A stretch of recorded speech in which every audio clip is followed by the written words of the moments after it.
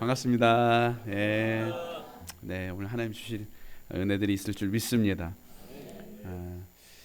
저는 이제 따라하는 기도 이 유튜브 영상 컨텐츠를 지금 올리고 있는 사역을 하고 있거든요. 들어보셨죠? 또 온다고 해가지고 이렇게 보니까 주보도 이렇게 하고 광고한 것 같은데 뭐 우리 구독하신 분 계시나요 혹시?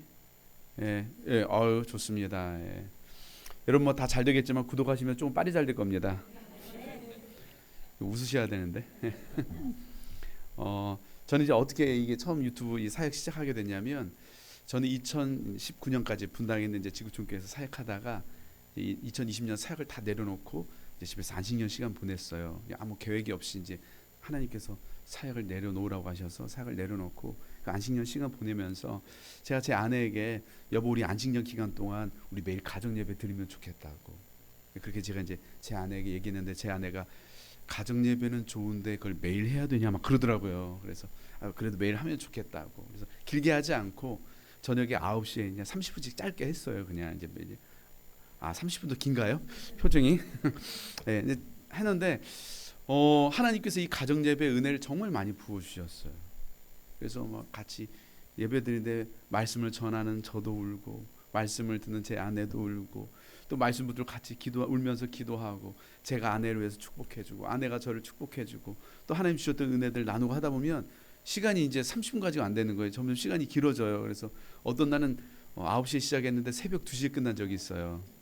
누가 시켜서 억지로 한 게 아니고 하나님이 은혜를 주시니까 그 시간이 너무 이제 좋았어요. 행복하고.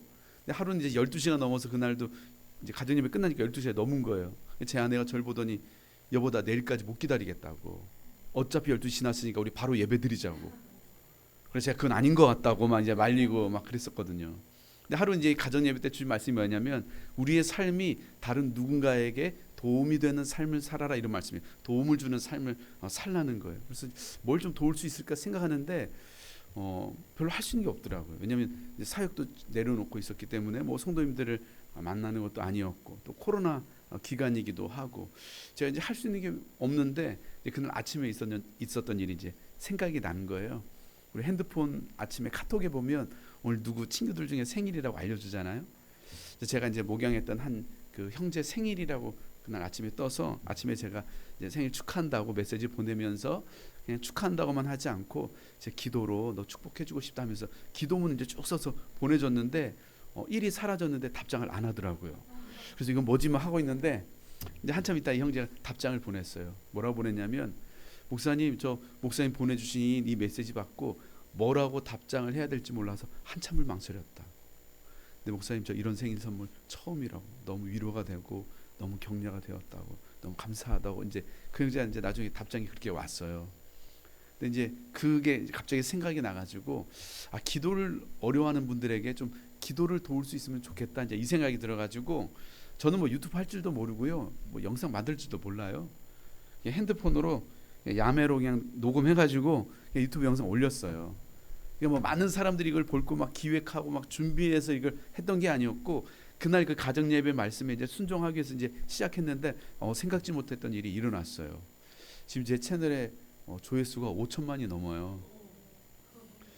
별로 안 놀라시네요. 유튜브 하면 뭐 다 그 정도 하지 뭐 이런 표정이신데 지금 구독자 26만 명. 고마워 놀래줘서 매달 거의 100만 명 성도님들이 와가지고 지금 같이 기도하고 있거든요. 지금도. 근데 제가 그걸 보면서 뭘 느꼈냐면 우리 성도님들이 정말 기도에 목말라 있었고 기도를 원했는데 기도가 너무 어려웠구나 이런 생각이 들더라고요. 오늘 여러분들은 기도 생활 잘하고 계시죠? 대답을 뭐 다 잘하시겠죠. 저는 이제 모태신앙이 아니에요. 전 중간에 이제 신앙생활을 시작했기 때문에 교회 이 문화가 참 적응하는 게 쉽지 않더라고요. 여러분 원래 태어나서부터 교회 다니는 사람들은 이게 뭔지 몰라요.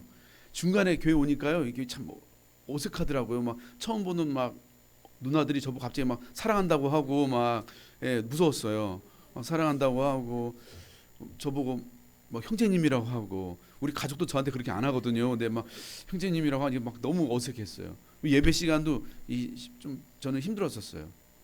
찬양은 그래도 좀 할만하더라고요. 왜냐하면 교회 왔더니 찬양이 절수가 엄청 많아요. 그리고 반복을 엄청 많이 하더라고요.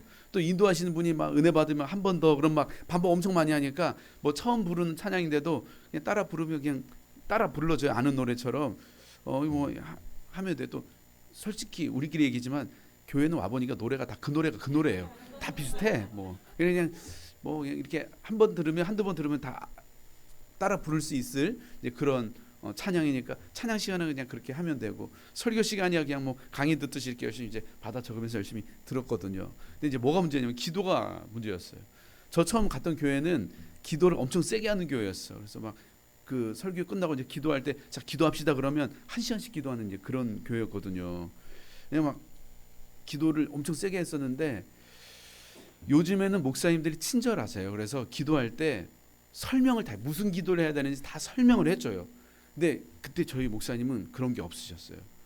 그냥 나라와 민족을 위해 기도합시다 그러면 설명이 없어요. 그냥 알아서 나라와 민족을 위해서 1시간을 기도해야 돼요. 근데 나라와 민족과 관련된 단어를 제가 아는 단어를 다 조합해도 5분 이상 할 말이 없어요.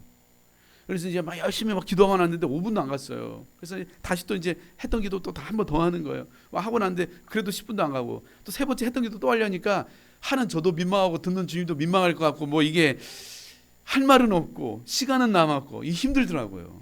그래서 제가 그때 이제 어떻게 했냐면 저희 교회 보니까 기도를 뜨겁게 하시는 집사님이 계시더라고요. 제가 그 집사님 뒤에 앉았어요. 그래서 제가 이제 그분이 이제 기도할 때 제가 어떻게 되냐면 그분이 막 기도하면 저 주님께 이렇게 기도했어요. 주님, 제가 하고 싶은 기도가 이 기도였어요. 제가 하고 싶은 말이 이 말이었어요. 하나님, 저도 이 기도 응답해 주세요. 하나님, 이 기도 저도 아멘이에요 하면서 그 앞에서 집사님 기도하는데 저는 아멘, 아멘, 주님 맞다고, 제가 하고 싶은 말이 이거였다고 하면서 이제 그렇게 기도를 했어요. 근데 그렇게 하니까 이제 1시간이 가더라고요. 앞에서 집사님만 1시간 해주면 저는 뒤에서 따라 할 수 있으니까. 근데 신기해요. 제가 혼자 기도하려고 앉았는데요, 그 집사님이 하신 기도가 생각이 나요. 제 입에서 그 집사님이 하신 기도를 저도 똑같이 따라 하고 있더라고요. 어느 교회나 이렇게 대표 기도하시는 분들 보면 다 그 교회 목사님 그 기도랑 거의 비슷해요. 또 그 교회 가보면 그 교회만이 쓰는 그 기도의 단어들, 용어들이 있거든요. 방식이 있고. 기도는 어렵지 않아요. 누구나 할 수 있습니다. 쉽습니다. 그냥 듣고 따라하면 되는 거예요. 지금 표정이 남이 한 기도 듣고 따라한다고 그게 기도냐 이런 표정이신데 그렇지 않아요. 여러분, 기도는요 듣고 따라하면서 시작하는 거예요. 예수님 제자들이 예수님께 와가지고 주님, 우리도 기도를 배우고 싶다고, 우리에게 좀 기도를 가르쳐 달라고 그렇게 얘기하자 예수님께서 뭐라고 말씀하시냐면 그러므로 너희는 이렇게 기도하라. 하늘에 계신 우리, 지금 주일학교 명문주일학교 나오신 분들만 딱딱 맞아. 지금 하늘에 계신 우리 아버지요 하면서 뭘 들려주셨냐면 주기도문 들려주셨어요. 예수님이 제자들이 와가지고 기도 가르쳐 달라고 하니까요 어떻게 하시냐면 기도문 들려주시면서 이거 듣고 따라하라는 거예요.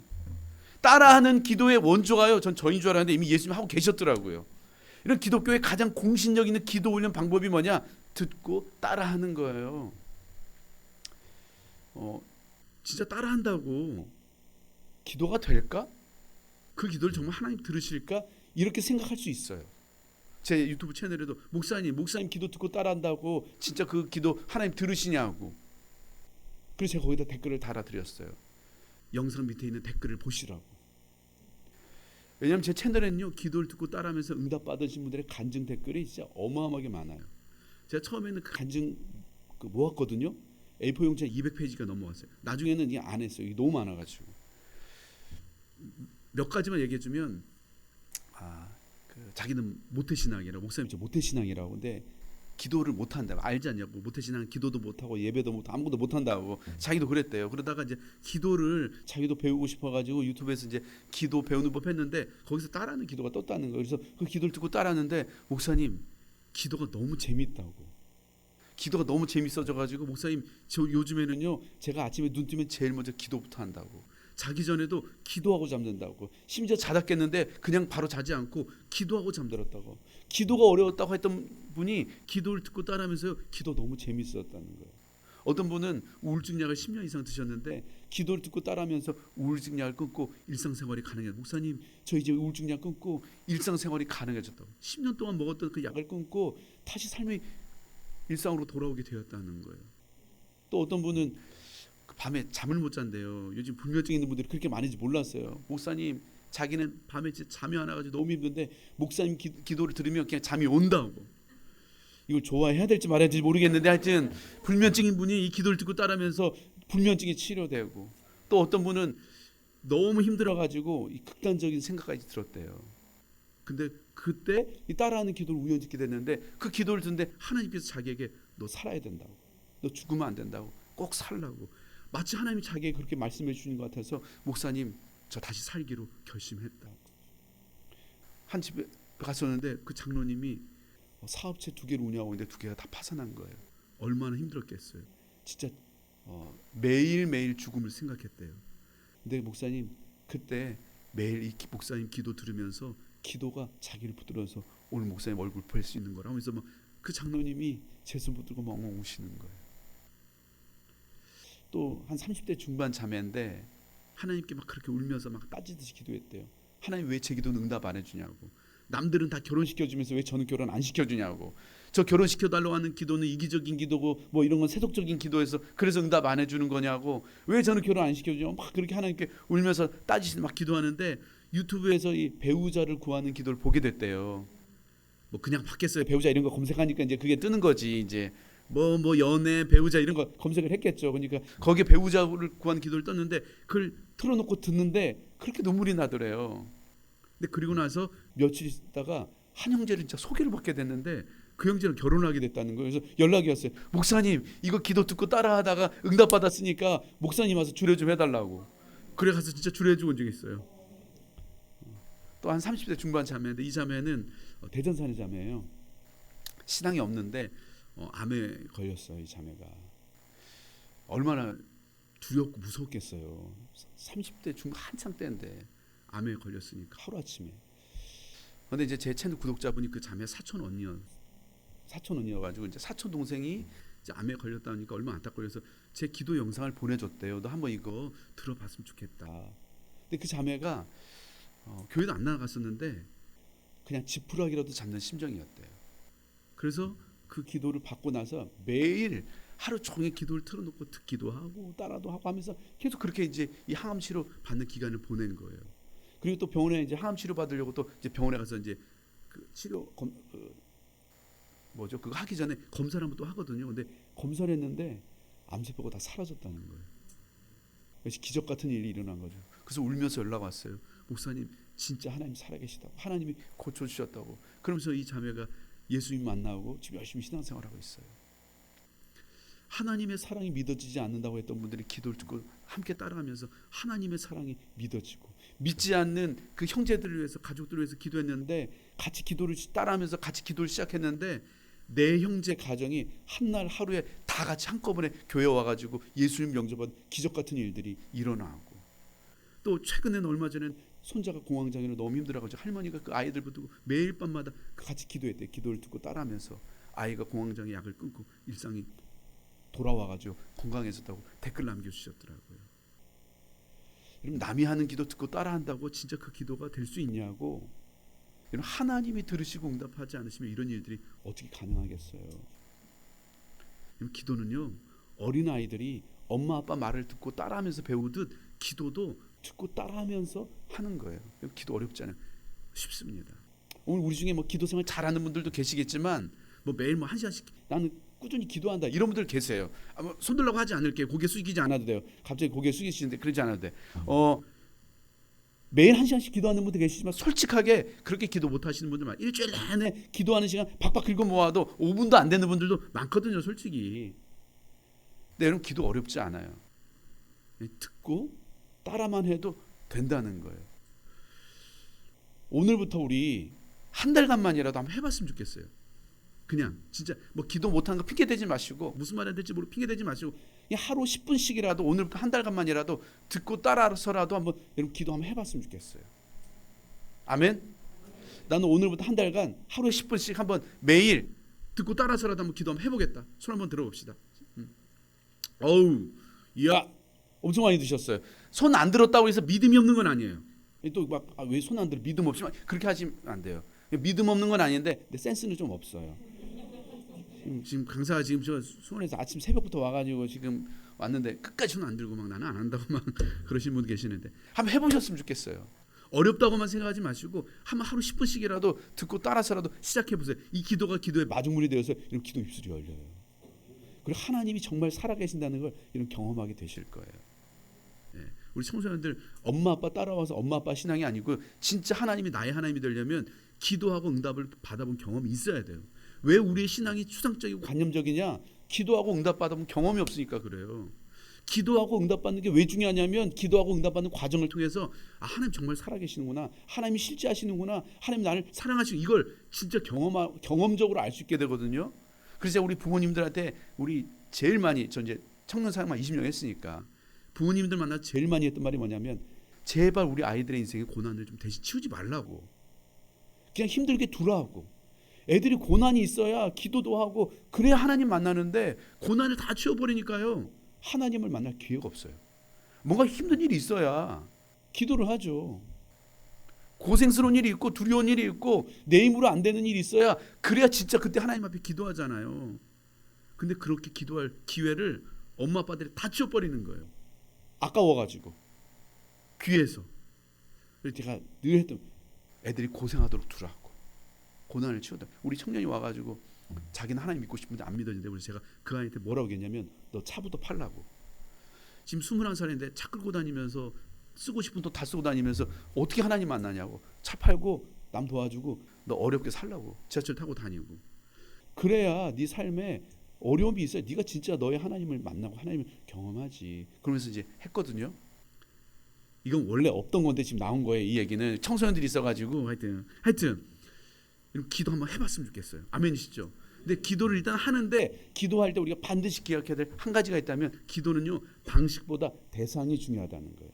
기도하는 분들의 모습은 다 제각각이에요. 보시면 아시겠지만 어떤 분들은 막 쭉 부르짖어 기도하는 분들이 계세요.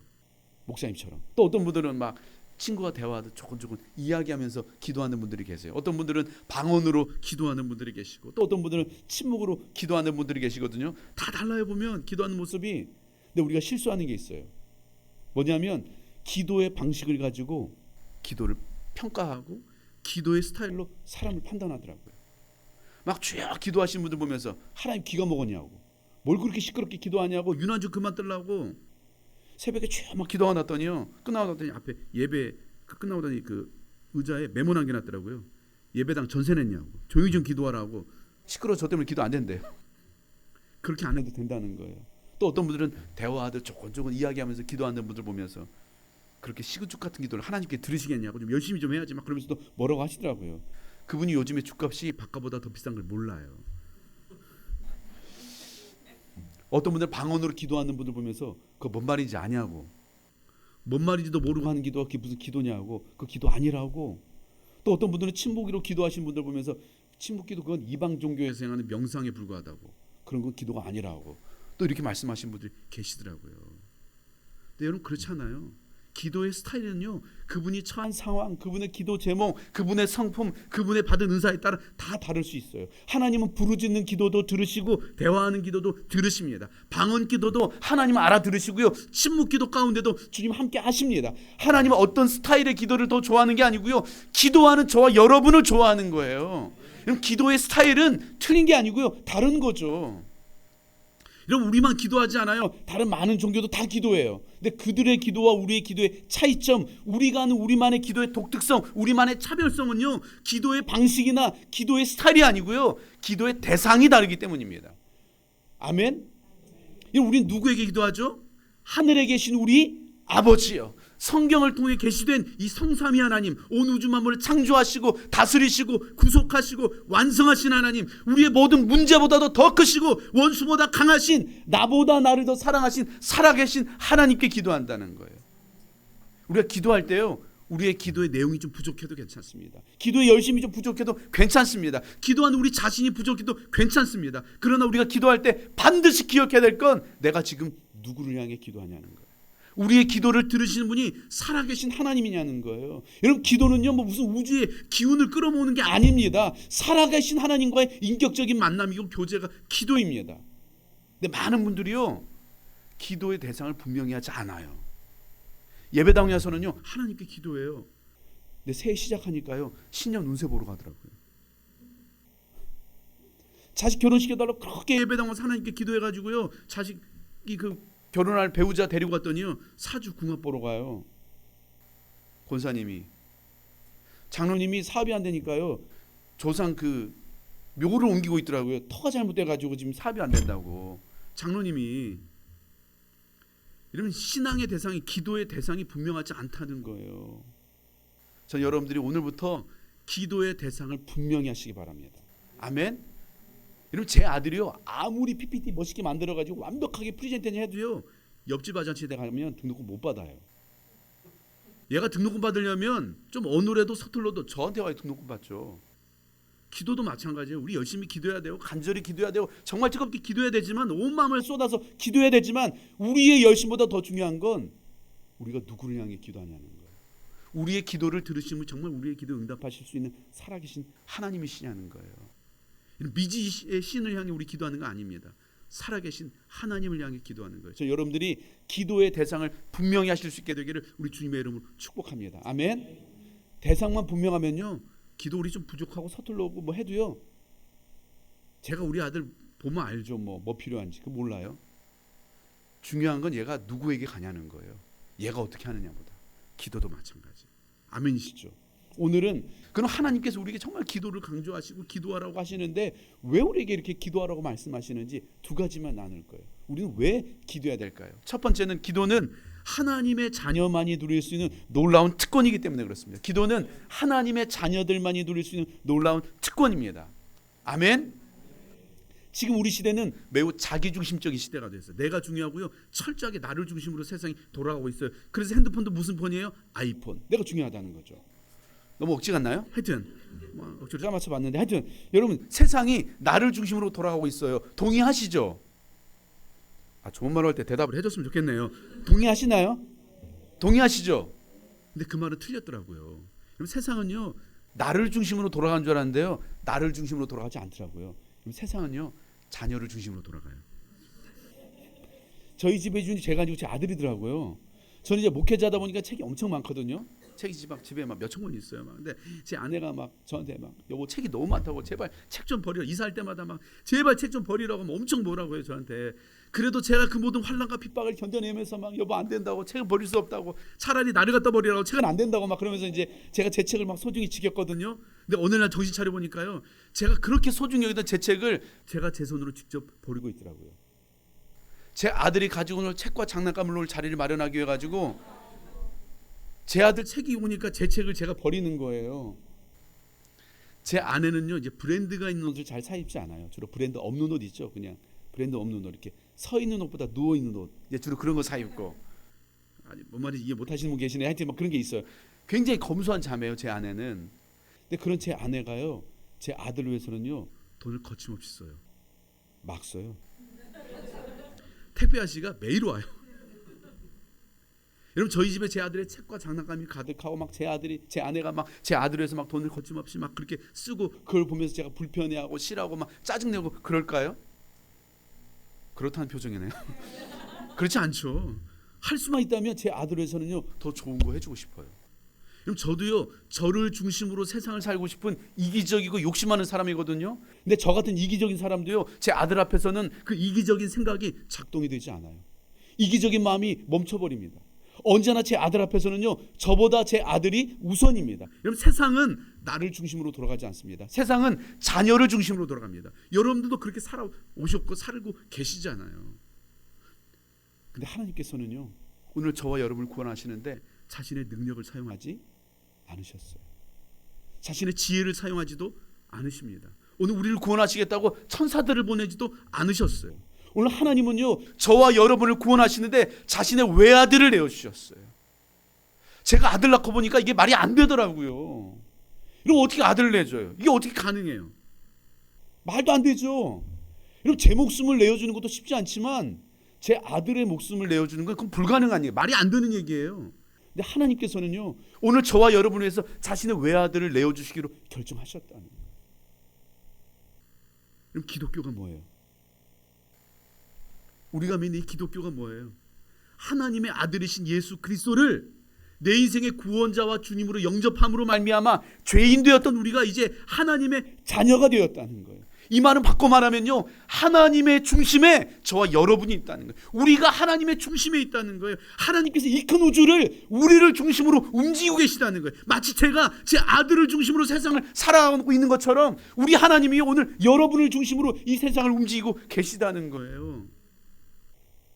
저와 가장 가까운 사이는 이제 법적으로는 저와 제 아내죠. 부부 사이가 제일 가깝잖아요. 그죠? 실제로도 그럴까요?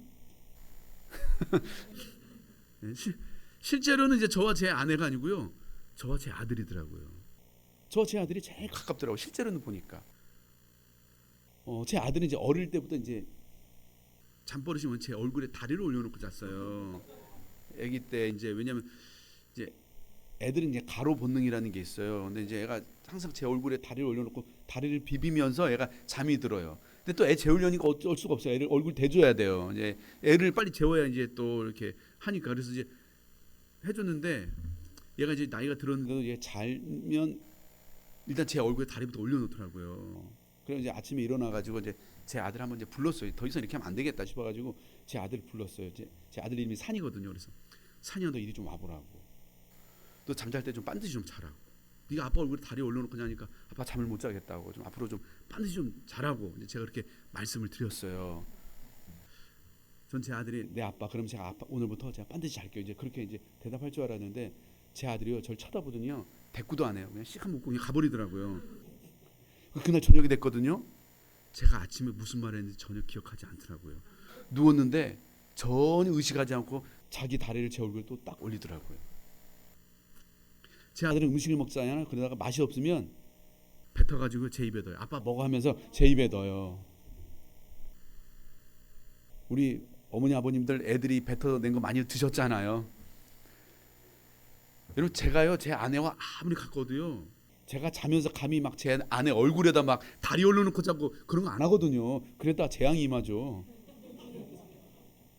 제 아내가 아무리 저를 사랑한다고요, 음식 먹다가 맛없다고 뱉어가지고 당신이나 먹으라고 하지는 않습니다. 근데 제 아들은 저에게 그렇게 하더라고요. 저와 가장 가까운 사이가 누구지 보니까요, 저와 제 아들의 관계예요. 근데 오늘 하나님 우리에게 기도에 대해서 말씀하시는데요, 아빠와 아들, 부모와 자녀의 관계로 오늘 우리에게 기도에 대해서 말씀하세요.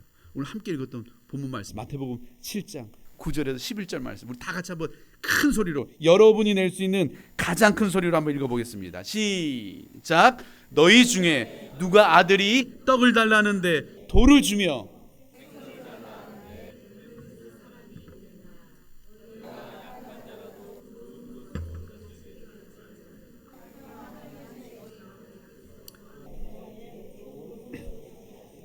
뭐라고 돼 있어요? 좋은 곳으로 구하는 자에게 좋은 곳으로 주시지 않겠느냐.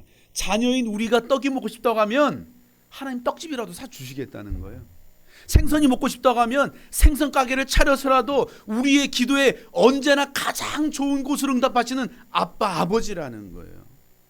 로마서 8장 32절에 이런 말씀이 있어요. 자기 아들을 아끼지 아니하시고 우리 모든 사람을 위하여 내주시니가 어찌 그 아들과 함께 모든 것을 우리에게 주시지 않겠느냐. 아들조차도 아낌없이 내어주니까 하나님께서요, 오늘 기도하는 저와 여러분에게 주지 못할 게 뭐가 있냐는 거예요. 기도만 하면 다 주시겠다는 거예요. 여러분, 아들까지 내어주니까 하나님께서 오늘 여러분의 기도를 모른 체 하시겠어요? 여러분의 기도를 외면하시겠어요? 그럴 리가 없다는 거예요. 반드시 가장 좋은 곳으로 응답해 주신다는 거예요. 여러분, 이것이 자녀의 특권입니다.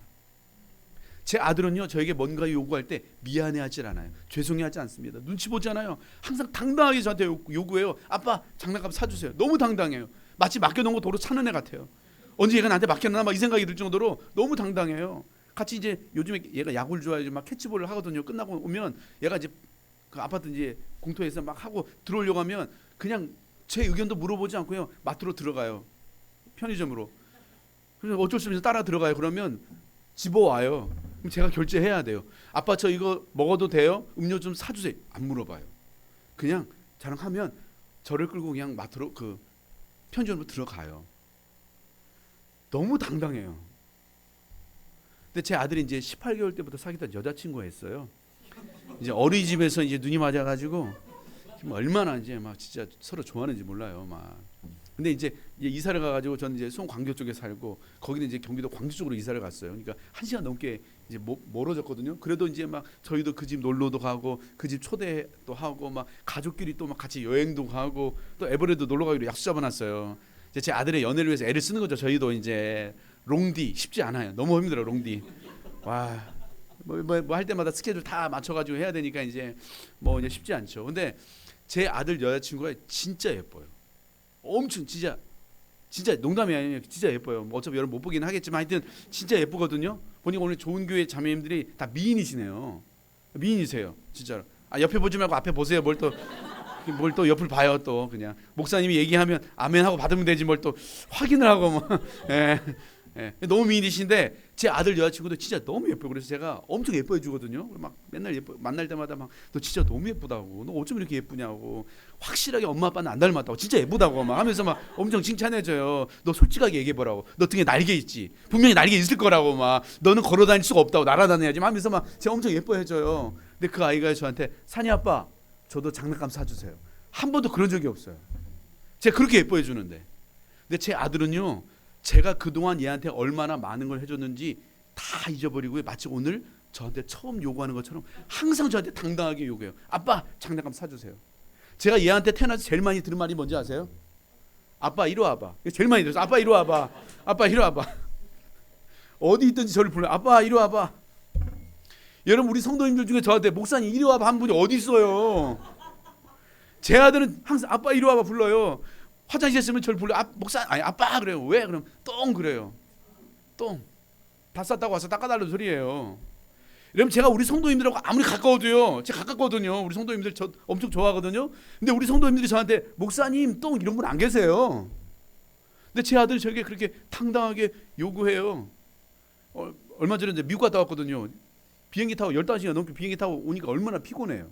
피곤하죠. 근데 오자마자 아빠 피곤하죠. 수고하셔. 이게 아니에요. 우리 성도님들은 막 저한테 전화할 때도 막 미리 문자 목사님 피곤하신데 제가 혹시 연락 드려도 될까요? 시간 되시면 연락 주세요. 막 이렇게 하거든요. 근데 얘는 들어오자마자 캐리어 끌고 들어오자마자 글로브 딱 들고 아빠 우리 야구하러 가자고. 그래서 아빠 지금 너무 피곤해서 안 될 것 같다고. 제 아들이 첫 마디가 뭔지 아세요? 아빠 지금 며칠 집을 비웠냐고. 집을 며칠인가 비웠는데 지금 그러면서 오자마자 캐리어 놓고 글로브 끼고 공터 나가서 공 던지고 왔어요. 1시간을. 우리 성도님들은요 제 컨디션을 고려하고 배려하고 하거든요. 제 아들은요 저를 배려해 주질 않아요. 지 하고 싶은 말 다 하고 살아요. 여러분 이게 자녀예요. 근데 제 아들이 저에게 그렇게 당당하게 요구할 때 제 안에 무슨 생각이 드냐면 아 얘는 진짜 나를 지 아빠로 아는구나 이 생각이 들어서요. 너무 좋아요. 그럼 누가 저에게 그렇게 당당하게 요구해요? 누가 저한테 목사님 이리 와봐 하고 누가 목사님 똥 누가 이거 나 저한테 누가 그렇게 해요? 근데 제 아들만 그렇게 해요. 여러분 예수님을 여러분의 인생의 구원자와 주님으로 영접하셨죠? 아 여기 불신자 집회인가요? 여러분 예수님 영접하셨죠? 여러분 하나님이 진짜 여러분의 아빠라고 믿으세요? 근데 왜 기도할 때 옆집 아저씨 대하듯 그렇게 기도하세요? 왜 눈치 보고 아 이런 말 해도 되나? 아 이런 말하면 하나님 싫어하겠지? 아 이건 너무 과한 건가? 생각하고 말해요. 제 아들은요 제 앞에서요 생각 안 해요. 자기 하고 싶은 얘기 다 해요. 제 아들은 완전 요즘 MBTI 유행하는데 완전 I, 극 I, 완전 내향적인. 놀이터 가가지고 한 번도 안녕 난 산이야 우리 같이 놀자 이런 얘기를 해본 적이 없어요. 놀고는 싶어도요 가서 놀이터까지 갔거든요. 근데 쳐다만 보고 같이 놀자 얘기를 못해. 먼저 와서 놀자고 얘기하기 전까지는 그냥 아무 말도 못하고 있어요. 굉장히 내향적인 아이예요. 집에 누구 놀러 오잖아요. 그럼 쑥스러워가지고 방으로 들어가지고 숨어요. 그러다가 시간 지나면 한참 지나면 그때 이제 마문 열고 방문 열고 나왔다가 헤어질 쯤 되면 그때 이제 확실하게 만문 열어가지고 헤어질 때는 항상 울면서 헤어지는 이제 그런 스타일이에요. 뒤늦게. 근데 그런 내향적인 제 아들이요 제 앞에서는요 못하는 말이 없고 못하는 짓이 없고 온갖 까불. 자기 오늘 학교에서 무슨 수업이 있었고 수업 시간에 뭘 배웠고 누구랑 놀았고 뭐 했는지 물어보지 않아도 다 얘기해요. 제가 뭘 하고 있는지 중요하지 않아요. 설교를 하고 준비하고 있든 뭘 하든 방문 열고 들어와가지고 제 무릎에 일단 앉아요. 그리고 자기 하고 싶은 얘기를 다 해요. 산이야 할 얘기 있으면 좀 물어보고 아빠 지금 하고 있을 때는 그래도 안 통해요. 얘는 자기 하고 싶은 얘기 다 해요. 아빠 앞에서는요 자기 성격, 자기 성향 뭐 이게 안 중요하더라고요. 여러분 이게 자녀예요. 저는 여러분들이 이 하나님의 자녀됨의 특권을 누리며 살아갈 수 있기를 우리 주님의 이름으로 축복합니다. 왜 우리가 기도해야 되느냐? 왜 이렇게 하나님 우리에게 기도하라고 강조하시느냐? 우리가 하나님의 자녀이기 때문에. 우리가 여러분이 그동안 어떤 인생을 살아왔든 어떤 과거를 가지고 있든 얼마나 많이 망가지고 무너지고 깨지고 부서졌든 그것과 상관없이 오늘 여러분은 하나님의 하나밖에 없는 가장 중요한 사랑받는 하나님의 아들이고 딸이라는 이걸 기억하시기를 우리 주님의 이름으로 축복합니다. 아무나 기도한다고 하나님 듣지 않으세요. 당신의 자녀들의 기도 소리에 귀 기울이신 줄 믿으시기 바랍니다. 아멘. 옆집 애가 아무리 예쁘다고 우리 애하고 옆집 애 바꿔요, 안 바꿔요? 우리 애는 공부 못하고 옆집 애 공부만 1등 한다고 걔랑 우리 아들 바꿔요, 안 바꿔요? 안 바꿔요. 하나님도 여러분 그렇게 바라보신다는 거예요. 절대 바꿀 수 없는, 여러분이 어떻게 살아왔든 상관없이 누구하고도 바꿀 수 없는 가장 소중한 여러분 하나밖에 없는 하나님의 아들이고 딸이라는 이 특권을 지금 누리고 살라는 거예요. 제발 하나님이. 왜 아빠 없는 애처럼 그렇게 사냐고. 내가 네 아빠라고. 그래서 주님께서 우리에게 기도를 강조하시는 거예요. 두 번째, 우리는 왜 기도해야 되냐? 우리는 하나님의 도움이 필요하기 때문에 기도해야 돼요. 우리는 하나님의 도움이 필요하죠. 근데 제 고향이 어딜 거냐고 물어보면 이제 주로 서울 사람 아니냐고 하더라고요. 서울 사람 같나요? 네, 감사합니다. 역시 눈이 천사네요. 네, 눈이 천사예요. 네. 한 번은 초등학생 집회 갔는데 고향 어딜 가냐고 물어봤더니 몽골 아니냐고 하더라고요. 지금 웃으시는 분들은 이거 너무 아멘이라는 뜻인데, 그날 그 초등학생이랑 제가 맞짱 한번 떨려다가 겨우 참았는데 목사가 또 그럴 수는 없고, 그 이후로 제가 초등학생 집회 지금 안 가고 있어요. 몇 년째. 초등학생들 무섭더라고요. 예. 제 고향은 몽골이 아니고 지리산이에요. 지금 표정이 몽골이나 지리산이나 이런 표정이신데, 제가 살았던 마을에는 교회도 없었고 교회 다니는 사람도 없었어요. 산속 깊은 곳에 있어요. 6.25 때 피난을 안 갔어요. 어차피 공산당이 오지를 않았어요. 완전 산속 깊이 있어가지고 마을에 들어오는 길이 오솔길이 하나 있었어요. 예, 몇 킬로를 오솔길을 와야 저희 마을이 있어. 산을 넘고 몇 킬로 넘어 와야 하기 때문에 뭐 전쟁 난지도 몰랐대요. 저희 할머니 전쟁 나서 피난도 안 갔다고. 전쟁 끝나고 빨치산이 올라와가지고 그때 전쟁 난지 알았다고. 뭐 우리는 뭐 그런 동네였어요. 이게 뭐 그런 동네 교회도 없고 뭐 목사님도 아무도 없었어요. 근데 교회는 없었는데 마을에 뭐가 있으면 제각이 있었지, 커다란. 저 이제 장시대, 저희 마을은 다 장시들만 사는 한 할아버지의 자손들이, 그냥 한 할아버지가 산 속에 와가지고 터 잡고 살면서 그 자손들이 거기에 다 모여 사는 이제 그런 마을이었어요. 이제 철저한 이제 유교 마을에서 다 매년 이제 마을 사람 다 함께 그 제각을 모여서 함께 제사 지내는. 목사님은 안 계셨는데 굿하시는 할머니는 계셨어요. 그래서 이제 저는 어릴 때 아프면 그 굿하신 할머니가 오셔가지고 이제 막 기도해 주시고 막 했거든요. 그 정월 대보름이 되면 마을 사람이 다 함께 마을 그 커다란 공터에 모여가지고 엄청 큰 나무 그 불집을 피워요. 그리고 막 거기서 구슬을 해요. 그리고 이제 마을 잔치를 정월 대보름에 항상 이제 잔치를 하고 이제 그런 철저한 유교와 샤머니즘이 가득한 그런 마을이었어요. 교회 다니면 큰일 나는 줄 알았어요. 교회 그런데 가면 안 돼. 뭐 이런 분위기였어요. 근데 이제 제가 동네에서 몰래 처음으로 이제 교회를 갔어요. 예. 그래서 부모님 몰래 이제 신앙생활을 하다가 고등학교 2학년 때 예수님 제대로 만났어요. 고등학교 2학년 있어요? 고등학교 2학년 예수님 만나기 너무 좋은 나이에요. 이 사춘기는 하나님이 특별히 예수님 만날 수 있도록 허락해 주신 그 기간이거든요. 그래서 여러분 사춘기 잘 보내세요. 왜냐하면 사춘기가 있어야 본인도 하나님 만나고 엄마 아빠도 하나님 만나요. 왜냐면 그때 기도 엄청 하거든요. 엄마 아빠들이. 그래가지고 하여튼 그 그때 2학년 때 이제 수련회 갔는데 예수님 제대로 만났어요. 예수님 너무 좋은 거예요. 하나님이 저를 있는 그대로 아무 조건 없이 사랑해 주신대요. 이게 믿어지니까요. 이게 진짜 너무 좋은 거예요. 하나님이. 그래서 예배드리고 기도하는 게 너무 좋은 거예요. 하나님 너무 좋으니까. 막 기도하다가 무슨 생각이 들었냐면, 야, 어떻게 하면 이 좋으신 하나님과 더 오랫동안 같이 있을 수 있을까. 그전에 막 예배 시간이 좀 길었거든요. 근데 예배 시간이 너무 짧은 거예요. 막 기도 시간이 너무 짧고. 어떻게 하면 더 오래 하나님하고 같이 있을 수 있을까 이 생각이 드는데, 저희는 교회를 왔는데요. 그때 저희 교회는 목사님이 집이 교회였어요. 그래가지고 목사님은 언제나 교회 가면 항상 교회 계셨어요. 집이 교회니까. 그래가지고 야 목사님이 되면 하나님하고 더 오랫동안 같이 있을 수 있겠다 이 생각이 들어가지고 야 그럼 나도 목사님 되자. 그래서 이제 물어봤어요. 목사님 되고 싶은데 어떻게 하면 되는 거냐고. 그랬더니 신학대학교를 가면 된대요. 저는 그날 처음 알았어요. 목사님 대학교 가서 되는 건지.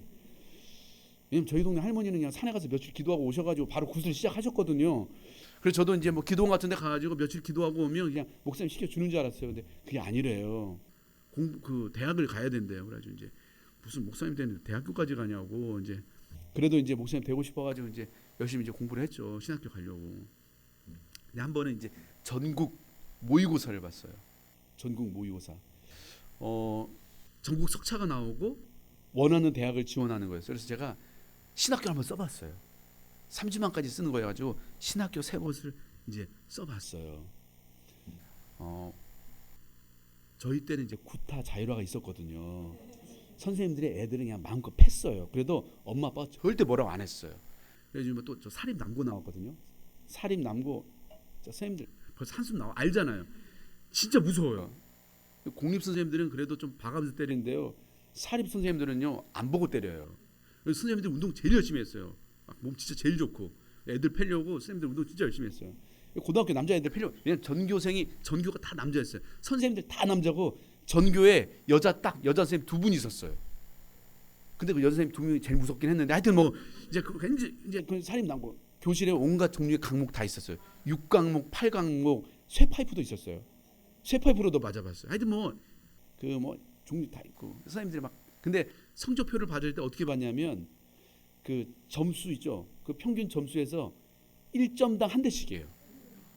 이게 이제 그게 그 역사 항상 종례 시간에 일어나요. 그러니까 이제 종례 시간이 되면 성적표 나올 때쯤 되면 종례 시간 되잖아요. 다들 긴장해요. 그래서 이제 종례 시간 전이 청소 시간이었거든요. 그럼 청소 시간에 애들이 다 뭐 하냐면 다 화장실에 와요. 화장실 안에서 뭐 하겠어요? 빤스 3장 입는 거예요. 거기서 빤스 3장 입고 엉덩이 휴지 끼고 각자 나름대로 이제 방탄 준비를 하는 거죠. 성적표 나올 때쯤 된 다음에 애들이 다 화장하고 빤스 3장 입고 이제 종례 시간 기다리거든요. 애들이 이제 성적표 나올 때 됐다고 소문이 또 돌아요. 이제 빤스 3장 입고 이제 다 기다리고 있는데 선생님이 딱 들어오시는데 빈손으로 들어오는 거예요. 성적표가 안 나왔어요. 그리고 또 그 다음 날 또 빤스 3장 입고 또 종례 시간 기다리는데 그날 선생님 이제 들어올 때 딱 보는데 또 그날도 빈손으로 들어오시는 거예요. 이거 해보신 분들만 알아요. 이게 맞는 것보다도요. 맞는 거 기다리는 게 훨씬 더 힘들어요. 이게 몇 대를 맞을지 언제 맞을지 모르는 이 불확실성이 얼마나 사람을 긴장되게 하는지 몰라요. 근데 한 주 내내 그냥 빤스만 3장 입고 끝났어요. 성적표가 안 나와요. 저는 이제 그때 기숙사 생활하고 있었거든요. 주말에 이제 토요일에 이제 부모님 계신 그 집으로 갔어요. 부모님 댁에 갔더니 저를 보자마자 아버지가 저한테 하얀색 봉투를 집어 던지는 거예요. 열어봤는데 신학대학교 적혀있는 성적표가 이게 집으로 우편으로 발송된 거예요. 한 번도 그런 적이 없었는데 이게 우편으로 온 거예요. 제가 얼마나 당황이 돼요. 왜냐면 교회 다닌다고도 얘기 못했는데 지금 갑자기 신학교 이 순서가 다 뒤바뀌었잖아요. 먼저 교회 다닌다고 이렇게 얘기하고 이제 그리고 나서 이제 신학교 가야 해야 되는데 교회도 몰래 다니고 있었는데 갑자기 신학교 빵 나오니까 너무 당황이 됐어요. 무슨 말 해야 될지도 모르겠고. 저희 아버지도 얼마나 충격을 받으셨겠어요. 아들이 갑자기 신학교 간다고 하니까 너무 충격을 받죠. 공감을 잘 못하시는 것 같은데 장로님 아들이 스님 되겠다고는 그런 충격이에요. 이게 엄청 충격적인 지금 이래 이제 제 아버지 너무 충격 받으셨어요. 이제 어떻게 된 거냐고 해서 처음으로 그날 아버지 제가 교회 다니고 있고 제가 목사님이 되고 싶다고 말씀드렸는데 저희 아버지가 딱 한마디 하시더라고요. 네가 신학을 하면 나는 단 한 푼도 너 지원해줄 수 없다. 일주일 시간 줄 테니까 다시 생각하라. 또 저희 아버지 카리스마 장난 아니거든요. 너무 무서웠어요. 그러고 나서 온 동네 소문이 나가지고요. 그냥 온 동네 사람들이 뭐 다 왔는지 모르겠는데 제 느낌상 다 왔던 것 같아요. 와가지고 막 정신 차리라고 어디 갈 데 없어서 그런 데 가냐고 막 어떤 분은 막 멀쩡한 애 다 버려놨다고 지금 막 큰일 났다고 막 그러고 저희 옆집 형이 공인 10몇 단이었어요. 싸움 진짜 잘했던 형이었는데 와가지고 저를 부르더니 너 한 번만 더 교회 가만 안 둔다고. 너무 무서웠어요. 근데 지금 얼마 전에 용산에 갔었는데 그 교회 집사님 돼 있더라고. 하여튼 그때는 막 그랬거든요. 막 시달리고 이제 그러고 나서 이제 또 이제 학교 간다고 하고 이제 교회 가서 또 예배 드리고 한 주 이제 보내고 그 다음 주 이제 주말 돼서 왔는데 뭐 저도 이제 성령 충만했지만 집에 딱 갔는데 저희 아버지도 주님으로 충만해 계시더라고요. 주님으로 충만해 계셨어요. 이미 술이 취하셔가지고 어떻게 할 거냐고. 그래서 이제 아버지 저 그래도 목사님 되고 싶다고. 사실은 저는 저희 집 문화가 뭐 싫어요, 못해요, 안 해요 이런 말하는 분위기가 아니에요. 항상 철저한 유교, 아버지의 말이 곧 법인, 그런. 한 번도 아버지 앞에서 양반다리하고 뭐 같이 해본 적 없어요. 항상 무릎 꿇고 하고, 아침에 일어나면 늘 먼저 가서 문 안에 인사드리고, 아버지 오시기 전엔 절대 식사할 수 없고, 뭐 이제 그런 철저한, 이제 거기서 뭐 제 의견을 이렇게 얘기해, 이런 건 항상 소통은 엄마와 했고, 이제 아버지는 이제 이렇게 되게 이렇게 좀 크신 분이었죠. 그분한테 이제 진짜 용기 내서 이제 아버지 그래도 저 목사님 되고 싶다고 이제 이렇게 얘기를 했거든요. 진짜 긴장하고. 근데 이제 제 늦둥이 막내거든요. 그래서 저희 형님하고 누님은 저희 아버지 진짜 엄하게 키우셨고, 그냥 막 키우셨어요. 솔직히 그냥 개 키우듯이 막 키우셨어요. 막 너무 일찍 나셔가지고 철이 없어가지고 저희 아버지도 막. 근데 저는 이제 늦둥이로 좀 나가지고 아버지가 좀 예뻐해 주셨어요. 그래서 뭐 늘 형님이 혼나는 것만 보고 잤지 제가 한 번도 혼난 적은 없거든요.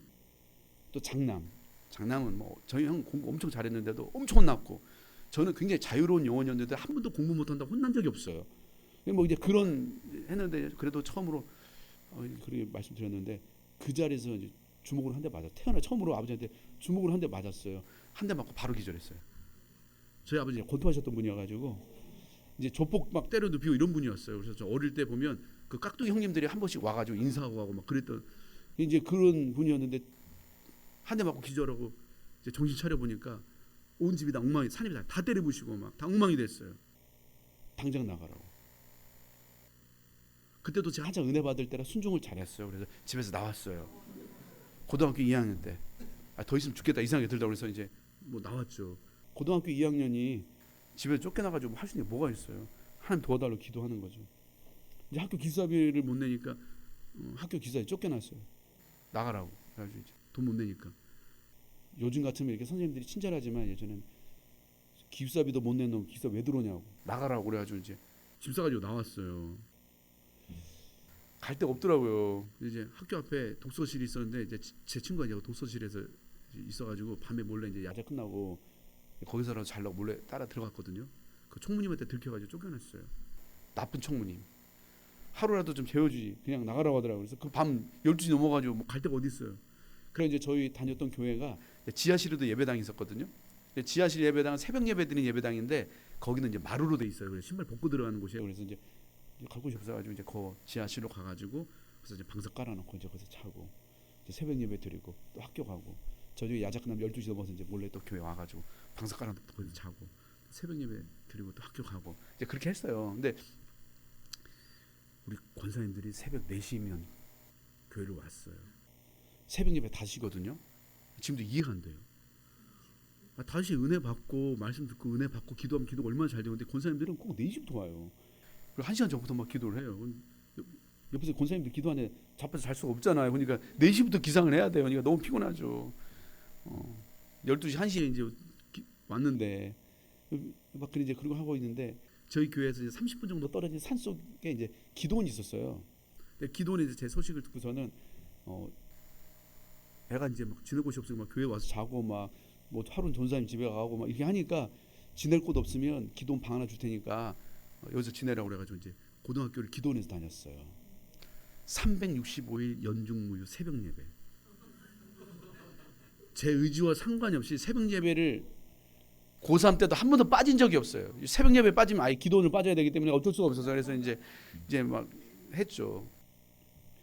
이제 시험을 보고 이제 신학교 지원하고 기다리고 있는데 합격했다고 합격 통지서가 날라온 거예요. 얼마나 좋아요. 고생해가지고 이제 신학교 이제 드디어 합격을 했으니까. 근데 이제 등록하라고 입학금 고지서도 이제 같이 날라왔거든요.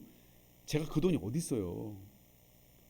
그래서 제가 그 합격 통지서를 들고 예배당으로 달려가가지고 하나님께 보여드렸어요. 하나님, 저 합격했다고 보시라고. 네, 뒷장도 좀 보시라고. 저 어떻게 하면 되냐고. 하나님 도와달라. 얼마나 간절히 기도했는지 몰라요. 근데 하나님 되게 좋은 분이시잖아요. 그래서 저는 수고했다고, 그러면서 하나님이 등록금 한 방에 빡 이렇게 해주실 줄 알았거든요. 근데 하나님 좋은 분이긴 한데 솔직하게 얘기하면 저랑 성격은 잘 안 맞아요. 솔직하게 그냥 말씀드리는 거예요. 저는 하나님 저랑 성격 안 맞더라고요. 전 되게 급한데 이분 너무 여유 있으세요. 왜냐하면 이게 합격했어도 등록을 못하면 이제 이게 자동 취소되잖아요. 진짜 기도 얼마나 간절히 했는지 몰라. 하나님 좀 채워달라고. 또 저 숫기가 없어가지고 막 도와주세요 이런 말도 못해요. 합격만 해놓고 그냥 이거 가지고 그냥 맨날 예배당에 와가지고 합격 좀 보여주면서 기도만 했어요. 등록금 들게 가져와가지고 하나님 보시라고, 눈이 있으면 보시라고 하면서 막 이제 그냥 기도만 한 거죠. 채워달라고. 근데 이제 등록 마감일인데 그날까지 등록이 안 된 거, 등록금이 없어요. 아침에 이제 그 은행물 저기 전에 이제 그 제 국민은행 통장이 있어가지고 그 통장을 들고 국민은행 앞에 갔어요. 그래서 문 열자마자 그 ATM기 가가지고 이제 통장에 손 얹고 막 기도, 주여 채워줄 줄 믿습니다. 막 기도 엄청 하고 나서 넣었다 뺐거든요. 등록금이 딱 들어왔으면 간증할 때 얼마나 좋아요. 근데 안 들어왔더라고요, 등록금이. 하루 종일 은행에서 뭐 했냐면 손 얹고 기도하고 넣었다 뺐다가 기도하고 넣었다 뺐다 이것만 했어요. 은행 직원이 저건 저기서 뭐 하나 이 생각이 들었을 것 같아. 근데 이제 그 당시 4시 반에 은행 문 닫았거든요. 4시가 넘어가니까 갑자기 이제 눈물이 나는 거예요, 은행에서. 그냥 그 전까지는 신학교를 못 갈 거라고 생각하지는 않았어요. 하나님이 어떻게든 채워주시겠지. 근데 4시 딱 넘어가니까 그때 이제 무슨 생각이 드냐면 내가 신학교를 못 갈 수도 있구나 이 생각이 드니까 내가 그냥 뭐 한 거지 막 이 생각도 들고 막 눈물도 나고 뭐 어떻게 해야 되지? 그렇다고 뭐 가서 뭐 어디 집사님 도와주세요 얘기도 못 하고 울고만 있는데 저희 집사님하고 이제 친구하고 해가지고 등록금을 모아가지고 가져온 거예요. 그래 은행 문 닫기 진짜 30분도 안 남았는데 일단 등록을 하게 된 거죠. 그래가지고 이제 신학교 왔는데 뭐 부모님 도움 없이 신학교 다녔으니까 뭐 어려웠겠죠. 그래서 아르바이트 진짜 많이 했어요. 야간 경비하는 아르바이트. 야간 경비는 은퇴하고 하는 게 아니에요. 그건 대학생 때부터 하는 거예요. 야간 경비, 또 택배 물류 회사에서 이제 택배 분류하는 거. 요즘은 기계 가지고 요즘 예전에는 사람이 다 이거 분류했거든요. 그거 보고 막 택배 분류하는 아르바이트도 하고, 옷가게에서 옷도 팔고, 신발 가게에서 신발도 팔고, 양복점에서 이제 양복 그 이제 맞춰야 되니까 막 배달 왔다 갔다 그 아르바이트도 하고, 또 방학 때는 이제 노가다 일당 세니까 그 노가다 하다가 막 허리 디스크 터져가지고 병원에 실려가고 막 노가다에서 번 돈보다 병원비 더 많이 나오고 이제 뭐 그렇게 했죠. 그래서 근데 뭐 학교 등록은 해도 뭐 제가 뭐 생활비 이런 거 어떻게 해요? 그러니까 이제 학교 기숙사에 이제 전화해가지고 저 학교 등록을 했는데 기숙사 낼 돈이 없다고, 그래도 좀 재워달라고 그래가지고 4명 쓰는 기숙사였는데 거기 5명 꼽사리 껴가지고 우리 과 선배님 목사님 아시는 박기로 목사님 그 기숙사 방에 5명 꼽사리 껴가지고 뭐 책상도 없고 아무것도 없이 그냥 잠만 재워줘가지고 거기서 한 학기 보내고, 또 동기 친구 학교 앞에 자취하는 친구 있어가지고 그 친구한테 부탁해가지고 한 학기만 재워달라고 그래가지고 친구 자취방 거기서 한 학기 또 지내고, 또 전사님이 한 분이 결혼을 좀 일찍 하셨어요. 결혼한다고 막 하더라고요. 그래서 축하드린다고 너무 잘 됐다고, 혹시 결혼하면 방을 얻냐고 그러더니 반지하 2칸짜리 얻는데요. 그래서 너무 잘 됐다고 저도 좀 재워달라고 그래가지고 신혼집에서 셋이 같이 지냈어요. 그러면 안 되는 건데 제가 너무 철이 안 들어가지고 그러면 안 되는 거였지만 뭐 그분들 사정도 딱겠지만 제 사정이 더 딱해서 어쩔 수가 없었어요. 그래서 이제 신혼집에서 같이 좀 지내다가 또 제가 눈치가 빨라요. 그래서 오래 안 있어요. 또 이렇게 또 옮기고 또 한 전사님 계셔가지고 며칠만 좀 재워달라고, 제가 지낼 곳 찾아볼 동안만 빨리 찾아볼 테니까 며칠만 재워달라고. 그래서 이제 그 전사님 집에 들어갔다가 거기서 몇 년 버티고 막 나오고 뭐 이렇게 하면서 이제 지냈죠. 뭐 옷 사입을 돈이 어디 있어요. 그러니까 이제 막 선배들 옷 물려 입기도 하고, 교회 뭐 권사님들이 이거 우리 아들 입을 아들 옷인데 안 입는 것 같아서 가져왔다고, 그래서 권사님 옷 주시면 그거 입고, 또 아파트 그 옷 수거함에 있으면 거기서 또 멀쩡하게 찾아가지고 입고 뭐 이렇게 이제 다녔죠. 그냥 돈 아까우니까 이제 돈을 모아야 되니까 뭐 다 사 입으면서 어떻게 돈을 모아요. 그러니까 뭐 하고 등록금 모이면 학교 다니고, 또 등록금 없으면 휴학하고 아르바이트 하고 이렇게 이제 하면서 이제 학교 다녔죠. 지금도 기억나는 게 수련회 갔었거든요. 갔더니 뭐냐면 롤링 페이퍼를 하더라고요. 뭔지 아세요? 이렇게 큰 도화지에다가, 빈 도화지에다가 색도화지에다가 가운데 이름을 써놔요. 그럼 이제 애들이 지나가면서 거기다 다 편지를 써주는 거거든요. 이렇게 쫙 붙어 있는데 수련회장에 한 자매가 제 롤링페이퍼에 진짜 감동적인 축복의 편지를 써놨는데 수련회장에서 그거보다 제가 울 뻔했어요. 너무 감동적이어가지고. 그 자매가 뭐라고 써놨냐면, 제기야, 너는 왜 매일 똑같은 옷을 입고 교회 오니? 그 옷은 교회 올 때만 입고 오는 교복이냐? 이제 좀 다른 옷도 좀 입고 와라. 교복 좀 바꾸라고 그렇게 써놨더라고요. 수련회장에서 제가 그 편지를 보는데요, 진짜 너무 창피하더라고요. 저도 20대 한창 때인데 거기 있는 수련회장에 있는 애들이 제 롤링페이퍼를 다 읽은 것처럼 느껴지니까 너무 창피했어요. 수련회장 도망치고 싶었는데 뭐 그럴 수도 없고. 근데 그런 건 힘들어도 실은 참을만 했거든요. 뭐 옷 사입을 돈이 없고 잠잘 곳이 없고 등급금이 없어도 뭐 등급 없으면 휴학하면 되는 거지 뭐. 이 집에서 이제 못 지낼 것 같으면 저 집 가서 자면 되는 거고. 뭐가 문제예요. 그런 건 힘들어도 참을만 했는데 제일 힘들었던 게 뭐였냐면 엄마 보고 싶은 게 제일 힘들었던 것 같아요. 늦둥이 막내라고 했잖아요. 엄마 보고 싶어가지고 진짜 많이 울었던 것 같아요. 기도하면서 뭐 솔직하게 예수님 때문에 절반 울었고 절반이 그냥 엄마 보고 싶어서 울었어요. 근데 옆에 애들이 맨날 너는 어떻게 은혜를 잘 받냐고, 기도할 때마다 그렇게 울면서 기도하냐고, 자기는 눈물이 안 난다고, 막 너 진짜 은혜를 잘 받는 것 같다고, 거기다가 엄마 보고 싶다고 어떻게 얘기해요. 그래서 그러냐고 그냥 그러고 많은 거죠 뭐. 저 신학교 다닐 때 TV를 안 봤어요. TV를 안 본 게 아니고 못 봤어요. 왜냐면 엄마 이야기가 나오면 저도 모르게 그냥 수도꼭지가 열리면 이게 눈물이 안 멈춰지니까 너무 창피하더라고요. 그게. 그래가지고 아예 TV를 안 봤어요. TV 안 보고 저희 터미널 가는 그 사이에 그 시장 지나갈 때 진짜 많이 울었던 것 같아요. 저희 어머니가 이제 그 시골 할머니들 하는 그 뽀글이 파마 있죠. 한 번 하면 6개월씩 가는 그 뽀글이 파마 있잖아요. 이제 그거 하고 계셨는데 그 시장 지나갈 때 보면 그 뽀글이 파마에 그 몸빼 바지 입은 그 아주머니들 보면 꼭 저희 어머니 같아요.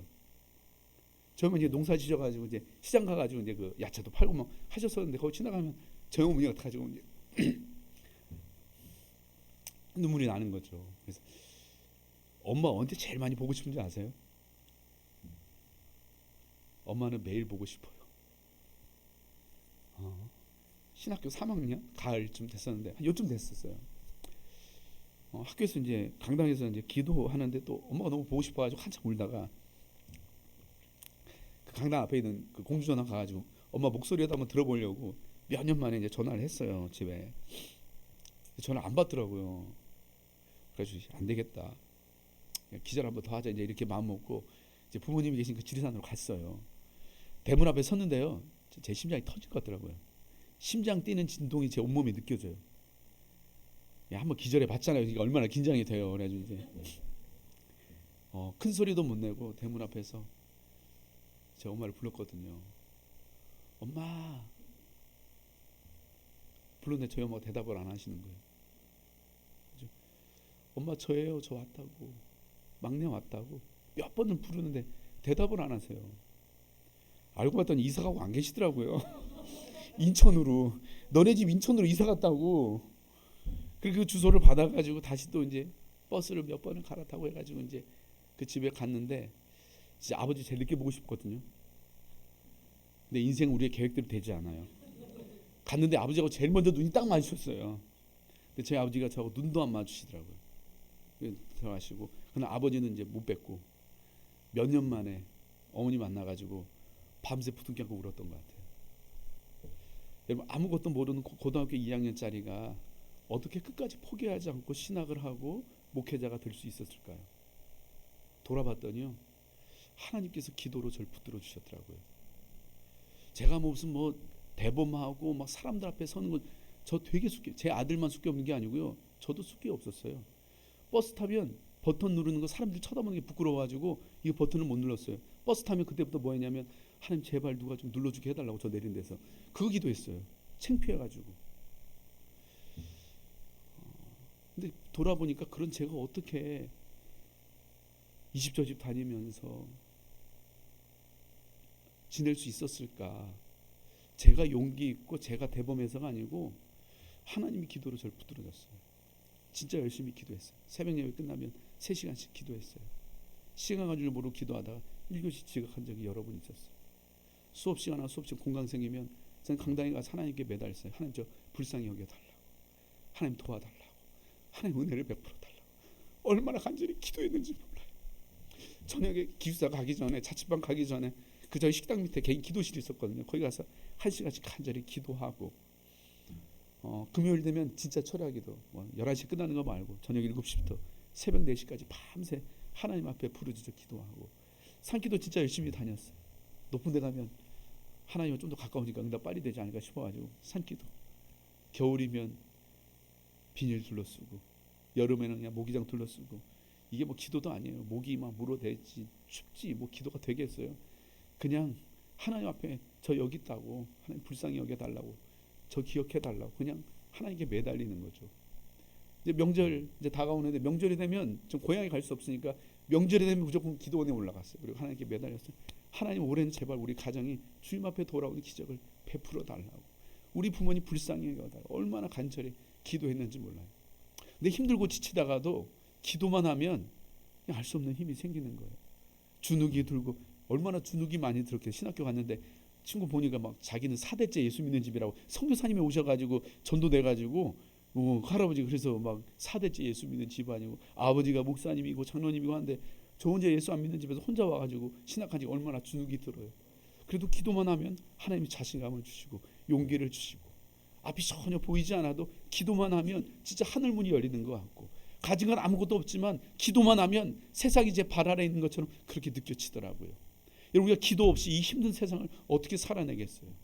뭐 오늘 우리 중에는 뭐 제가 겪었던 고난과는 비교조차 할 수 없는 훨씬 더 힘든 인생의 고난의 시간을 보내오셨고, 또 어쩌면 그 고난의 시간을 보내고 계신 분들이 계시겠죠. 질병의 문제로 한치 앞이 보이지 않는 분들도 계시고, 깨어진 관계의 문제로 밤잠을 이루지 못하는 분들 계시고, 재정적인 문제로 매일매일 정말 그 압박감에 궁지에 몰려 살아가는 분들이 계시죠. 근데 우리가 보니까요, 어떻게 해야 되는지 몰라서 못하는 게 아니더라고요. 알아도요, 힘이 없어서 못해요. 근데 그 힘을 우리가 어디에 섰겠어요? 이 힘든 세상을 살아낼 힘을 우리가 어디에 섰겠습니까? 기도입니다. 기도가 힘이고 기도가 능력입니다. 기도로 이 힘든 세상을 살아낼 힘을 얻는 것이고요, 기도로 우리를 향하신 그 하나님의 놀라운 뜻을 이루는 삶을 살게 되는 것입니다. 이런 우리의 부족함, 우리의 연약함, 이런 건 전혀 중요하지 않습니다. 내 외모가 어떤지, 내가 어느 집에서 태어났는지, 내가 어느 동네에 살고 있는지, 어느 대학 나왔는지, 이런 건 전혀 중요하지 않더라고요. 기도만 할 수 있다면 그 전능하신 하나님의 능력으로 우리의 한계를 뛰어넘는 놀라운 인생을 살아갈 수 있습니다. 여러분, 우리 중에 하나님의 도움이 필요 없는 사람이 어디 있어요? 다 하나님의 도움이 필요하잖아요. 이런 부부관계가 여러분 애쓰고 노력한다고 되던가요? 자식이 여러분 마음대로 돼요? 우리가 애쓰고 노력해서 되는 게 뭐가 있어요?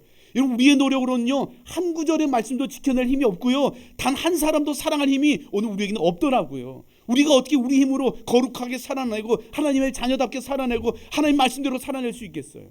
어떻게 우리가 하나님께 영광을 돌리는 인생을 우리 힘으로 우리가 어떻게 살아낼 수 있겠어요? 하나님의 도움이 필요하죠. 제가 신학교 다닐 때 이 말씀 붙들고 기도하면 진짜 많이 울었던 말씀인데 뭐냐면 시편 146편 5절 말씀이에요. 야곱의 하나님을 자기 도움으로 삼으며 여호와 자기 하나님께 소망을 두는 자는 복이 있도다. 어느 날 성경 보는데 이 말씀이 저한테 와닿는데, 이 말씀 보면서 정말 펑펑 울었던 것 같아요. 하나님이 자기를 소개하는데 뭐라고 소개하냐면 나는 야곱의 하나님이래요. 야곱의 하나님. 여러분, 성경에 좋은 사람이 얼마나 많아요. 다니엘도 있고 요셉도 있는데 하나님이 굳이 자기를 소개하는데 나는 저 야곱의 하나님이라고. 저 고집세고 이기적이고 거짓말하고 평생 누군가 발꿈치나 잡고 성격도 안 나쁘고 버림받은, 아무도 주목하지 않고 아무도 알아주지 않은 그저 인생이 고통뿐인 그 야곱을 향해 나는 저 야곱을 사랑해 주시는 것 정도가 아니고 저 야곱의 하나님이라고. 이런 야곱을 부끄러워하시지 않고요, 오히려 당당하게 내가 바로 이 야곱의 하나님이라고. 제가 꼭 그 야곱 같았어요. 버려지고 잊혀지고 아무도 주목하지 않고 아무도 알아주지 않는 그런 나를 향해 하나님이 내가 너의 하나님이야. 아무도 널 기억해 주지 않고 아무도 널 주목하지 않고 아무것도 너에 대한 기대함이 없지만 그러나 나는 너의 하나님이라고. 제게 인생의 진짜 복은 좋은 부모 만나고 좋은 대학 나오고 그것도 복이겠지만 진짜 복은 야곱의 하나님을 나의 도움으로 삼고 여호와 자기 하나님께 소망을 둔 너의 인생이 진짜 복되다고. 오늘 우리 가운데 야곱처럼 버려진 것 같고 실패한 것 같고 그냥 끝이 보이지 않는 것 같고 아무도 주목하지 않는 것 같고 오늘 그런 것 때문에 낙심하고 절망하고 혹시 내 인생이 벼랑 끝에 버려진 것처럼 그래서 내 인생을 저주하고 원망하면서 그렇게 살아오고 계시는 분들 계시다면 오늘 이 말씀 붙들었으면 좋겠어요.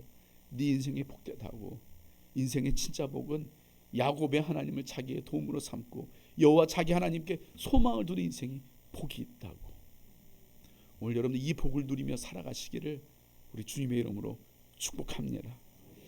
우리 같이 한번 기도했으면 좋겠어요. 하나님 앞에 어린아이처럼 나와서 기도했으면 좋겠어요. 우리가 하나님께 못할 말이 뭐가 있겠어요. 하나님 다 아세요. 하나님 다 아시죠. 하나님 우리를 돕기를 원하십니다. 여러분을 향한 하나님의 계획은 언제나 선하십니다. 하나님의 때는 언제나 완벽합니다. 우리 그 하나님께 기도하는데요.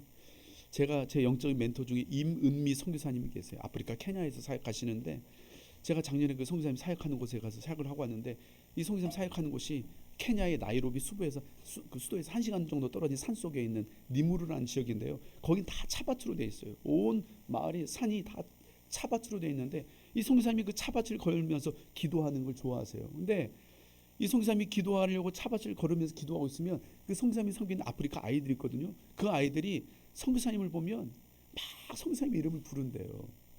선교사님 이름이 유니스거든요. 영어 이름이 유니스인데 그 아프리카 아이들이 유니스 이렇게 막 부른대요. 선교사님이 지나가면 걸어가면서 기도하고 있으면 아프리카 그 수많은 아이들이 막 선교사님 이름을 부르는 거예요. 근데 신기하대요. 그 아이들이 자기 이름을 부르면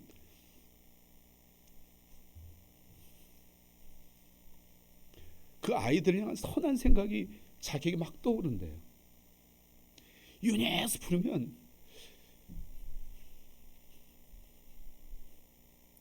저 아이 밥을 못 먹거든요. 내가 저 아이 밥을 사줘야겠다.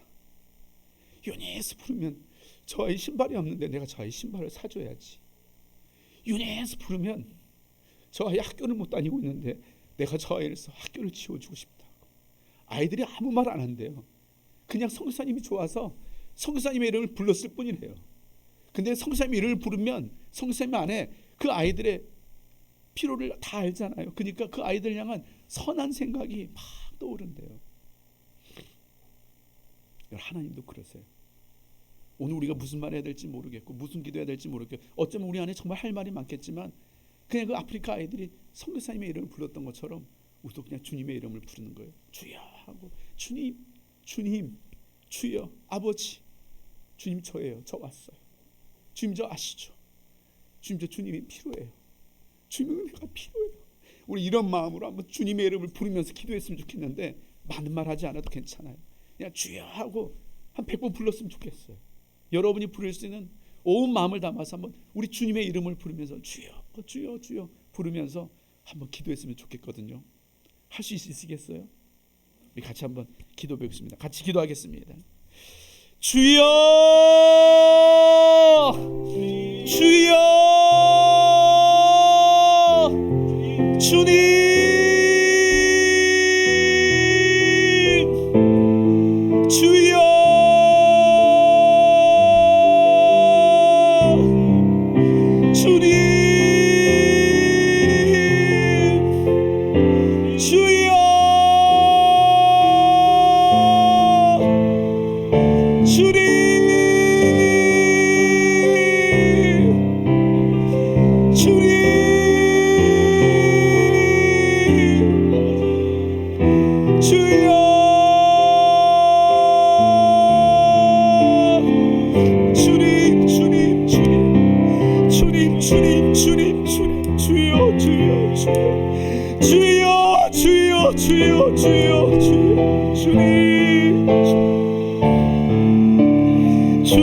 주여 주님 주여 하나님 아버지 오늘 목도와 주님의 이름을 부릅니다. 온 마음을 다해 주님의 이름을 부릅니다. 외쳐 부릅니다. 주여 주여 주님 주님 주님 주님 주님 주님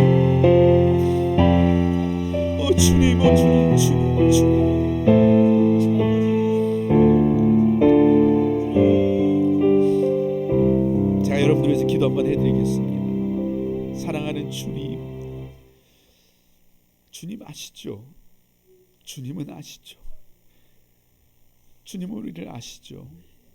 오늘 사랑하는 당신의 아들, 딸들이 주님이 하나밖에 없는 그 외아들을 내어주실 정도로 내어주시기까지 사랑하시는 그 주님이 오늘 우리를 향해 내가 너를 위해선 뭐든 할 거라고, 뭐라도 할 거라고, 내가 너를 위해 못할 게 없다고 오늘 우리를 향해 그렇게 사랑하시는 주님께서 오늘 이 시간 우리 가운데 찾아오셔서 주님 오늘 우리에게 말씀해 주시옵소서.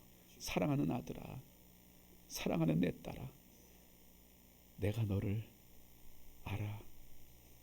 내가 너를 알아. 내가 너의 아픔을 알아. 내가 너의 눈물을 알고, 내가 너의 그 두려움을 알고, 너의 그 불안한 마음을 알고, 내가 너의 그 근심과 걱정과 염려를 내가 다 안단다. 사랑하는 아들아, 사랑하는 딸아, 걱정하지 마라. 걱정하지 마라. 걱정할 것 없다. 내가 너의 그 아픔까지도, 내가 너의 그 눈물까지도 다 사용해서 내가 반드시 너를 축복할 거란다. 내가 너를 반드시 들어 사용할 거란다. 너는 두려워하지 마라. 걱정하지 마라. 내가 너의 하나님이야. 내가 너의 아빠야. 오늘 우리의 이름을 부르며 내가 너의 아빠라고, 내가 너의 하나님이라고 오늘 우리의 이름을 부르시며 우리에게 다가오시는 그 하나님의 사랑이 이 시간 다시 믿어지게 하시고 느껴지게 하시고 그 하나님을 도움으로 삼고 우리 마음속에 어떠한 이야기도 주님 앞에 다 토해놓고 우리의 기도를 들으시고 일하시고 응답하시는 그 선하신 하나님의 자녀의 이 축복을 누리며 살아가는 우리 좋은 교회 모든 성도님들 다 될 수 있도록 하나님 축복해 주시고, 특별히 우리 사모님 진평중에 계십니다. 하나님의 특별한 돌보심과 은혜와 하나님의 능력이 필요합니다. 우리 사모님 건강을 잘 회복할 수 있도록 하나님 축복해 주시고, 오늘 이곳에 우리 성도님들 가운데 특별히 질병으로 어려움 가운데 있는 분들이 계시다면 이 시간 우리 하나님의 치유의 능력으로 깨끗하게 고쳐주시고 회복시켜 주시옵소서. 마음의 질병으로 우울증으로 오늘 우리를 힘들게 한 모든 자살의 영과 어둠의 영은 이 시간 예수 그리스도 이름으로 떠나갈지어다. 떠나갈지어다. 비교하고 염려하며 근심하게 하고 자기 연민에 빠지게 하는 모든 어둠의 영들은 이 시간 예수 그리스도 이름으로 명하노니 우리 가운데 묶임을 풀고 떠나갈지어다. 성령 하나님께서 이 시간 우리 가운데 임하여 주시옵소서. 거룩한 영으로, 부활의 영으로, 생명의 영으로 오늘 임하셔서 우리를 다스리시고 주관하시고 주장하여 주시옵소서. 감사드리며 예수님의 이름으로 기도드립니다. 아멘.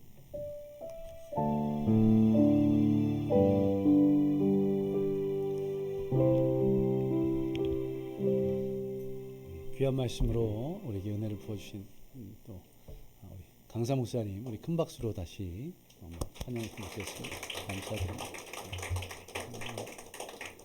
제가 기도하고 예배를 마치겠습니다. 하나님 감사드립니다. 오늘도 우리에게 귀한 진리로 또 우리 장재기 목사님을 통해서 우리에게 은혜를 부어주시니 감사드립니다. 주님께서 우리 장재기 목사님을 통해서 주신 그 말씀 붙잡고 우리 모든 성도들이 위로를 얻게 하시고 셈을 얻게 하시고 이제는 깨어 기도함으로 말미암아 삶의 문제들 가운데 승리하게 하여 주시며 연약한 육신이 또 부족한 물질이 강건해지고 채워지는 놀라운 역사들을 경험할 수 있도록 주님 역사하여 주옵소서. 그리고 무엇보다도 주님, 나의 아버지 되시는 주님을 더 붙게 붙잡고 믿음으로 나아가는 우리 모든 성도들 되도록 주님 인도하여 주시옵소서. 또한 주님, 우리 장재희 목사님 사역에도 주님 기름 부어 주시기 원합니다. 유튜브 영상을 통해서 또 도서를 통해서 수많은 영혼들에게 깨어 기도하도록 인도하여 주시고 그들의 아상자, 그들의 아픔을 위로하는 귀한 사역자로 세워주시고 하나님께서 특별하신 뜻이 계셔서 이런 귀한 사역들을 감당하고 있으니 건강 지켜주시고 또 믿음 주시고 또 은혜를 부어주시고 영육간에 강건케 하여 주셔서 맡기신 사명들을 온전히 감당하며 하나님께 영광 돌리고 세상에는 귀한 선한 영향을 미치는 목회자가 될 수 있도록 주여 역사하여 주시옵소서. 주님께서 귀하게 쓰심을 믿습니다. 간절히 바랍기는 우리 교회도 주님께서 은혜를 부어주셔서 오늘 통해서 우리 모든 성도들이 결단했던 것처럼 하루에 적어도 10분 정도 아버지 하나님과 기도하는 시간 갖게 하시고 그 시간이 점차 늘어나 1시간, 2시간 아버지 하나님과 교제하며 깨어 기도하는 것이 기쁨이 되고 은혜가 되고 그 가운데 역사하시는 주님을 만나는 귀한 성도들 되도록 주여 인도하여 주시옵소서. 또 드려진 예물들이 있습니다. 그 손길을 축복하여 주시고 그 예물들이 하나님 나라를 위해서 이 주님의 몸된 교회를 위해서 귀하게 사용되도록 주여 사용하여 주시옵소서. 주님께서 우리 모든 성도들 귀한 내로 한 주간 삶을 살아가도록 인도하실 줄 믿으며 예수님 이름으로 기도드렸습니다. 아멘. 이제는 우리 주 예수 그리스도의 은혜와 무한하신 하나님의 사랑하심과 성령님의 충만하심과 함께 하심이 오늘 깨어 기도하기로 작정한 모든 성도들 머리 위에 또 장재기 목사님 머리 위에 임하시기를 예수 그리스도의 이름으로 간절히 축원하옵나이다. 아멘.